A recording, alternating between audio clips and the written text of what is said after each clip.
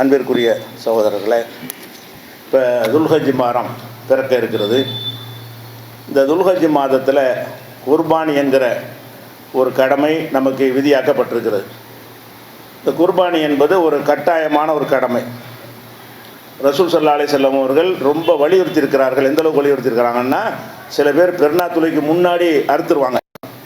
இன்னொரு காரு உணவுக்கு தான் அறுத்துருக்கிற, பெருநாத்துளைக்கு பிறகு தான் அறுக்கணும்னு சொல்கிற அளவுக்கு இந்த குர்பானிங்கிறது ஒரு முக்கியமான ஒரு கடமை.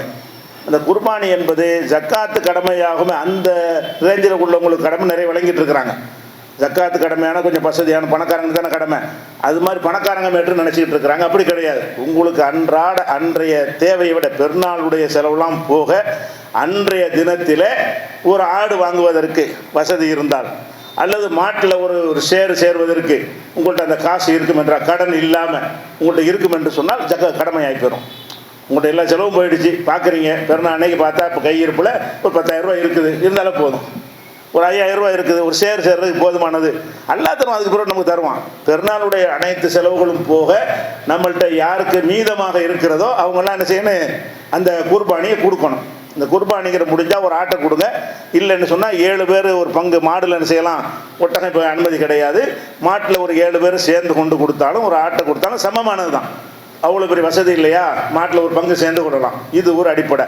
ஆனால் ஒன்று தான் கொடுக்கணுமாட்டா அப்படி கிடையாது. குறைஞ்சது தான் ஒன்றே தவிர குர்பானிக்கு மட்டும் அக்கீக்காவெலாம் 2ன்னு கணக்கு லிமிட்டு. அக்கீக்காவெலாம் என்ன ஆம்பளை பிள்ளைக்கு 2, பொம்பளை பிள்ளைக்கு 1 லிமிட்டு தாண்டக்கூடாது. ஆனால் குர்பானியை பொறுத்த வரைக்கும் ஒரு குடும்பத்துக்கு 1 போதும். அல்லாஹ் உங்களுக்கு பரக்கத் செஞ்சிருந்தான்னு சொன்னால் 100 கூட கொடுக்கலாம். குர்பானிக்கு லிமிட்டு கிடையாது. ரசூல் ஸல்லல்லாஹு அலைஹி வஸல்லம் 100 ஒட்டகம் எடுத்தாங்க. ரசூல் ஸல்லல்லாஹு அலைஹி வஸல்லம் குர்பானிக்காக 100 ஒட்டகங்களை அடுத்து என்ன செஞ்சாங்க, அதை எல்லாத்துக்கும் விநியோகம் பண்ணார்கள் தேவை வரும்பொழுது. அப்போ நம்ம எல்லாம் வசதி தந்திருந்தானே என்று சொன்னால், இப்போ இந்த கொரோனா காலமாக இருக்குது, மக்கள்லாம் கஷ்டப்படுறாங்க, போதுமான பொருளாதாரம் இல்லாமல் சிரமப்படுறாங்க.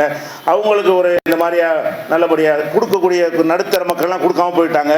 வசதி உள்ளவங்களுக்கு தான் கொடுக்க முடியுங்கிற நிலையில் இருக்கிறாங்க. இதெல்லாம் கருத்தில் கொண்டு ஒருத்தர் என்ன செய்யலாம், 2 ஆடு 3 ஆடு வாங்கி கொடுக்கலாம். ஒரு முழு மாட்டை கூட ஒருத்தர் வாங்கி என்ன செய்யலாம், அவருடைய பங்காக கொடுக்கலாம். இது அதிகம் கொடுக்க தப்பு கிடையாது. ஆனால் 1 கொடுத்துட்டா போதும். ஒவ்வொரு நபரும் கொடுக்க வேண்டியதில்லை, ஒரு குடும்பத்துக்கு 1, கணவன் 1, மகன் 1, பிள்ளை 1. அவங்க ஒரு குடும்பமாக இருந்தாங்கன்னா அந்த குடும்பத்துக்கு 1 போதும். ஒரு கணவன் மனைவி பிள்ளைகள் ஒரு குடும்பம். ஒரு வீட்டில் இப்போ 4 கணவன் மனைவி இருந்தாங்கன்னா 4 கொடுக்கணும். வீடு கணக்கு கிடையாது, குடும்பம் தான் கணக்கு. ஒரு குடும்பத்துக்கு 1ங்கிற கணக்கில் குறைஞ்சபட்சம் கொடுக்கலாம். அப்படி கொடுப்பதாக இருந்தால் அந்த பெருநாள் பிறந்ததுல இருந்து 10 நாள் வரைக்கும் நகமுடிகளை என்ன செய்யக்கூடாது, வெட்டக்கூடாது. ஒரு பெருநாள் குர்பானி கொடுத்துற வரைக்கும் 10 நாளைக்கு வரைக்கும் என்ன செய்யக்கூடாது, நான் பிறக்கிறதுக்கு முன்னாடி அது நாளைக்கு பிறந்துற வாய்ப்பு இருக்கிறதுனால நீங்கள் குர்பானி கொடுக்குற முடிவு எடுத்துட்டீங்கன்னு சொன்னால், முடிவு எடுத்து அப்போ வாங்கினது நாளைக்கு கூட கிடையாது, வாங்கலாம். 10 நாள் 5 நாள் கழிச்சு நீங்கள் வாங்கலாம். முடிவு எடுத்துட்டீங்க, நம்ம அந்த குர்பானி இந்த ஆண்டு கொடுக்குறோம் என்று முடிவெடுத்து விட்டீர்கள் என்று சொன்னால், முடிவெடுத்ததிலிருந்து அந்த குடும்பத்தின் தலைவர் மாற்றணும். ஆம்பளை அத்தனை பேரும் கிடையாது. குடும்பத்தில் யார் கொடுக்க போறீங்க அவர்கள் அந்த குர்பானி கொடுக்குற வரைக்கும் என்ன செய்யக்கூடாது, நகம் வெட்டக்கூடாது. முடி தாடி மிஷத்தை கத்தரிக்கிறது, முடி வெட்டுறது, அதெல்லாம் அந்த பெருநாள் அன்னைக்கு பிறகு தான் கொடுக்கணும், செய்யணும். அந்த குர்பானி என்பதை பெருநாள் தினத்தில் தான் கொடுக்கணும். பெருநாள் தினத்திலையும் அந்த தொழுகைக்கு பிறகு தான் கொடுக்கணும். சுப தொழுதல் கொடுத்துட முடியாது. பெருநாள் தொழுகையை தொழுது முடித்த பிறகு முன்னாடி அறுத்தவருக்கு தான் ரசூலுல்லாஹ் கண்டிக்கிறாங்க. நீ முன்னாடி அறுத்தா செல்லாது, இன்னொன்று அறு என்று கேட்கிறார்கள். அதனால பெருநாள் தொழுகை, பெருநாள் குர்பானி என்பது பெருநாள் தொழுகைக்கு பின்னாடி கொடுக்கணும். அந்த பெருநாள் தினத்தில் தினம் இது வரைக்கும் நமக்கு மார்க்கத்தில் மகரிப் வரைக்கும் தான். ஒரு நாள் என்பது இஸ்லாத்தில் என்ன கணக்கு, மகரிப்பான அடுத்த நாள் ஆயிரும்ல. இந்த பெருநாள் கொண்டாடிட்டோம், அசரு லொஹர் வரைக்கும் மகரிப் வரைக்கும் நமக்கு அந்த நாள் இருக்குது. எப்போ சூரியன் மறைஞ்சிருச்சோ மறுநாள் ஆயிரும், மறுநாள் கொடுக்க முடியாது. மகரிப்புக்குள்ளே என்ன செய்யணும், அந்த குர்பானியை கொடுத்துடணும். விநியோகம் பண்ணுற முன்னப்பின் ஆனால் கூட மகரிப்புக்குள்ளே அறுத்துடணும். அறுத்தா கொடுத்தாச்சு. பங்கு வைக்கிறது முன்னப்பின் என்ன செய்யலாம், ஆகலாம். ரசூல் ஸல்லல்லாஹு அலைஹி வஸல்லம் ஆரம்ப காலத்தில் நினைச்சாங்கன்னா, அது இறைச்சி தேவைகள் ஏற்படும் பொழுது நீங்கள் சேமித்து வைக்கக்கூடாது, 3 நாளைக்கு மேலே உத்தரவு போட்டாங்க. மதீனாவுக்கு வந்த புதுசு, எல்லாம் கஷ்டம், எல்லோரும் வறுமை. ஒரு ஆடு ஒரு 10ல் ஒரு ஆள் கூட குர்பானி கொடுக்க மாட்டார். மக்களுக்கு இறைச்சி தேவை இருந்துச்சு. அதனால் என்ன செஞ்சாங்கன்னா, நீங்கள் குர்பானி கொடுத்தீர்கள் என்று சொன்னால் 3 நாளைக்கு வைக்கக்கூடாது அப்படிங்கும் என்ன செய்வாங்க, நிறைய கொடுக்க ஆரம்பிச்சிட்டாங்க. பிறகு நிறைய குர்பானி கொடுக்க ஆரம்பித்த பிறகு ரசூலுல்லாஹ் அந்த தடையை வாபஸ் வாங்கிட்டாங்க. எவ்வளோ நாளைக்குன்னு வச்சுக்கிறங்க, மாத கணக்கில் கூட உப்பு கொண்டம் போட்டு சேர்த்து வச்சுக்கிறங்கன்ட்டாங்க. அப்போ அந்த தேவை இருக்கும்போது தடை போடுறாங்கல்ல, மக்களுக்கு தேவை இருக்குது, நிறைய பேர் கொடுக்குறவங்க கம்மியாக இருக்கிறாங்க. வாங்கக்கூடியவர்கள் அதிகமாக இருக்கிறாங்க என்று சொன்னால், அந்த நிலை இருக்கும் என்று சொன்னால், நம்ம சேமித்து வைக்கிறத குறைச்சிக்கிறணும்.